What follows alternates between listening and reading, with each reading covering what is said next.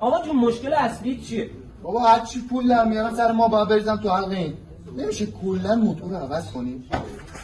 خیلی داری زر میزنی. آقا میدونن جای روغن موتور روغن مایع میریزی تو من؟ چه فرقی میکنه؟ روغن دیگه. خاک تو سرت کنن. ببین با کی اومدیم مکانیکی؟ اون روغن پخت و پزه. باهاش نمیشه سیب زمینی سرخ کرد تر میگیره. تو چند وقتی کلا آلارمت روشنه، الکی بهونه‌گیر شدی. من بهونه‌گیر شدم؟ من پای همه پنچریای تو وایسادم. تو اینقدر شعور نداری. 3 روزه دارم آلارم میدم میگم روغن نداری. کره میندازی تو من؟ بعد بدون روغن نذاشتمت؟